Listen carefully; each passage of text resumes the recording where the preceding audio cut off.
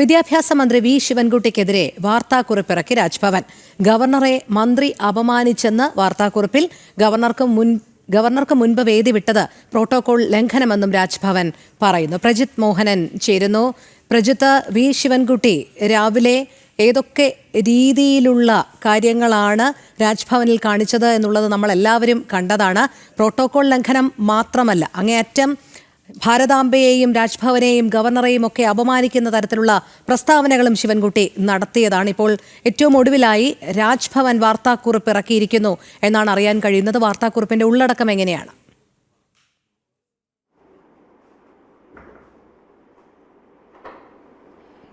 ഈ രാജ്ഭവന്റെ ഭാഗത്തു നിന്ന് വളരെ ശക്തമായ പ്രതിഷേധം അറിയിച്ചുകൊണ്ടുള്ള ഒരു വാർത്താക്കുറിപ്പാണ് ഇപ്പോൾ പുറത്തു വന്നിരിക്കുന്നത്. മന്ത്രിയുടെ ഭാഗത്ത് നിന്നുണ്ടായത് സംസ്ഥാനത്തെ ഒരു വിദ്യാഭ്യാസ മന്ത്രി എന്ന രീതിയിൽ, പ്രധാനപ്പെട്ട ഒരു വകുപ്പ് കൈകാര്യം ചെയ്ത ഒരാളെന്ന നിലയിൽ ഒട്ടും യോജിക്കാത്തൊരു പെരുമാറ്റമാണ് അദ്ദേഹത്തിന്റെ ഭാഗത്ത് നിന്നുണ്ടായത് എന്നുള്ളതാണ് രാജ്ഭവൻ കുറ്റപ്പെടുന്നത്. അതോടൊപ്പം തന്നെ ഗവർണറെ വ്യക്തിപരമായും അദ്ദേഹത്തിന്റെ ഓഫീസിനെയും ഒക്കെ അപമാനിക്കുകയും അവഹേളിക്കുകയും ചെയ്ത രീതിയിലാണ് ഇന്ന് മന്ത്രി രാജ്ഭവനിൽ നടത്തിയ പ്രകടനം എന്നുള്ളതാണ് പ്രധാനമായിട്ട് വരുന്ന മറ്റൊരു വിമർശനം എന്നുള്ളത്. രാജ്ഭവൻ പുറത്തിറക്കിയ കുറിപ്പിൽ പറയുന്നത്, ഒന്ന്, മന്ത്രി വളരെ ആസൂത്രിതമായി എഴുതി തയ്യാറാക്കിയ പ്രസംഗവുമായി വന്നത് ഇത്തരമൊരു പ്രതിഷേധം അല്ലെങ്കിൽ ഇത്തരമൊരു ഏറ്റുമുട്ടലിന് ആസൂത്രിതമായി തയ്യാറെടുക്കുന്നു എന്നുള്ളതിൻ്റെ തെളിവാണ് എന്നുള്ളതാണ്. അതോടൊപ്പം തന്നെയാണ് ഈ ഗവർണർ ഇരിക്കുന്ന വേദിയിൽ അദ്ദേഹം വേദി വിടുന്നതിന് മുൻപ് മറ്റാരും വേദിയിൽ നിന്ന് ഇറങ്ങിപ്പോകുന്നൊരു പതിവില്ല. അപ്പോൾ അത്തരമൊരു നടപടി ഉണ്ടായത് വലിയ പ്രോട്ടോകോൾ ലംഘനമാണെന്ന് ചൂണ്ടിക്കാട്ടുന്നു. അത് സംസ്ഥാനത്തെ ഭരണഘടനാപരമായി സംസ്ഥാനത്തിൻ്റെ തലവനായിട്ടുള്ള ഗവർണറെ അപമാനിക്കുന്നതിന് തുല്യമാണ്. അതോടൊപ്പം തന്നെ ഭരണഘടന തൊട്ട് അധികാരത്തിലേറുന്ന ഒരു മന്ത്രിക്ക്, ഭരണഘടനാ പ്രകാരം അധികാരത്തിലേറുന്ന ഒരു മന്ത്രിക്ക് ചേർന്ന രീതിയല്ല എന്നുള്ളതും രാജ്ഭവൻ ചൂണ്ടിക്കാട്ടുന്നു. അതോടൊപ്പം തന്നെ വിദ്യാർത്ഥികളുടെ മുന്നിൽ വെച്ചുള്ള ഈ പ്രകടനം, അതിനൊരു ഷോ ഓഫ്, ഒരു ഷോ ഡൗൺ, അതോടൊപ്പം തന്നെ ഒരു പെർഫോമൻസ് എന്നൊക്കെയാണ് ഇപ്പോൾ രാജ്ഭവൻ കുറ്റപ്പെടുത്തുന്നത്.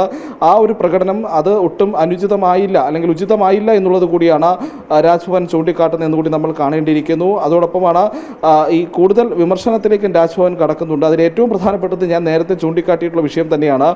ആസൂത്രിതമായി ഒരു ഏറ്റുമുട്ടൽ സൃഷ്ടിക്കാൻ മന്ത്രിയുടെ ഓഫീസ് അല്ലെങ്കിൽ മന്ത്രി തയ്യാറെടുത്തു എന്നുള്ളതാണ് രാജ്ഭവൻ ഇതിൽ ഏറ്റവും പ്രധാനമായി കാണുന്നത്. അതോടൊപ്പം തന്നെ ഇത്തരത്തിലൊരു പ്രതിഷേധ പ്രസംഗം അത് എഴുതി തയ്യാറാക്കി കൊണ്ടുവന്നതോടു കൂടി തന്നെ മന്ത്രിക്ക് കൃത്യമായി രാജ്ഭവനിൽ ഇത്തരത്തിൽ ഭാരതാംബയുടെ ചിത്രത്തിൽ പുഷ്പാർച്ചന അടക്കമുള്ള ചടങ്ങുകൾ ഉണ്ടാകും എന്നുള്ള കാര്യത്തിൽ ഒരു ബോധ്യമുണ്ടായിരുന്നു എന്നും അതിൻ്റെ സമയമാകുമ്പോൾ അതിലൊരു പ്രതിഷേധം അറിയിച്ച് ഇറങ്ങിപ്പോകണം എന്നുള്ളതും ആസൂത്രിതമായി നടത്തിയിട്ടുള്ള നടപടിയാണെന്നും രാജ്ഭവൻ കണക്കുകൂട്ടുന്നു. അതുകൊണ്ട് തന്നെ പ്രോട്ടോകോൾ ലംഘനം അടക്കമുള്ള കാര്യങ്ങൾ ചൂണ്ടിക്കാട്ടിയാണ് രാജ്ഭവൻ ഇപ്പോൾ പ്രതിഷേധം അറിയിച്ചിരിക്കുന്നത്.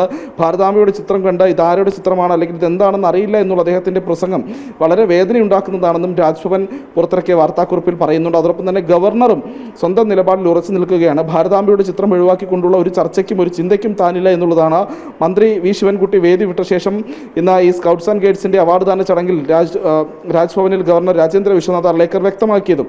അതായത് നിലപാടിൽ ഉറച്ചു തന്നെ ഗവർണർ മുന്നോട്ട് പോവുകയാണ്. അപ്പോൾ വരും ദിവസങ്ങളിലും രാജ്ഭവനിലെ പരിപാടികളിൽ ഭാരതാംബയുടെ ചിത്രത്തിൽ പുഷ്പാർച്ചനയും ഒക്കെ ഉണ്ടാകുമെന്നുള്ള കാര്യത്തിൽ ഒരു തർക്കവുമില്ല. അതേസമയം മന്ത്രിയുടെ നിലപാടിനെതിരെ വലിയ പ്രതിഷേധം ശക്തമാവുകയാണ്.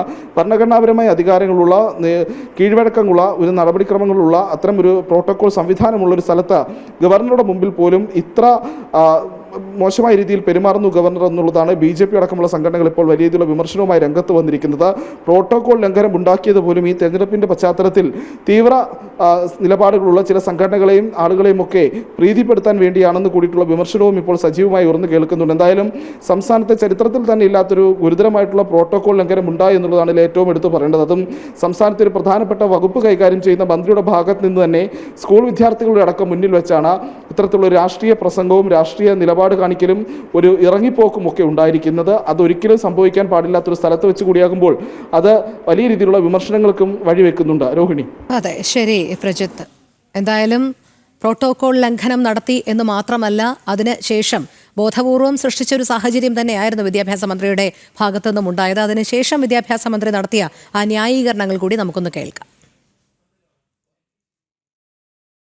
കാരണവശാലും നിങ്ങൾ ചെയ്തിട്ട് ശരിയായില്ല എന്ന് തന്നെ പറഞ്ഞു. പറഞ്ഞ ശേഷം ഞാൻ പറഞ്ഞു, എനിക്കൊരു കാര്യം കൂടെ സൂചിപ്പിക്കാനുണ്ട്.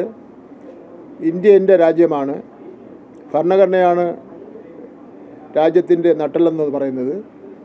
മറ്റൊരു രാഷ്ട്ര സങ്കല്പവും അതിന് മുകളിലല്ല എന്നുള്ള കാര്യം വ്യക്തമാക്കാൻ ആഗ്രഹിക്കുന്നു. അവാർഡിന് അർഹമായിട്ട് എല്ലാ കുട്ടികൾക്കും നന്ദി രേഖപ്പെടുത്തുന്നു, അഭിവാദ്യം ചെയ്യുന്നു. ഈ ഗവർണറുടെ ഈ തരംതാണ നടപടിയിൽ പ്രതിഷേധിച്ചുകൊണ്ട് ഞാൻ വാക്കൗട്ട് നടത്തുന്നു, ഇറങ്ങിപ്പോവുകയാണ് എന്ന് പറഞ്ഞു. ബഹുമാനപ്പെട്ട ഗവർണർ ക്ഷമിക്കണം, എനിക്ക് പല കാരണങ്ങൾ കൊണ്ടും തുറന്നുള്ള ചടങ്ങിലൂടെ ഇരിക്കാൻ വേണ്ടി എനിക്ക് കഴിയില്ല എന്നുള്ള കാര്യം കൂടി ഞാൻ ഓർമ്മപ്പെടുത്തിക്കൊണ്ട് ഞാൻ ഈ ചടങ്ങ് ഇന്ന് വാക്കൗട്ട് നടത്താൻ ഇപ്പോൾ പോവുകയാണ്.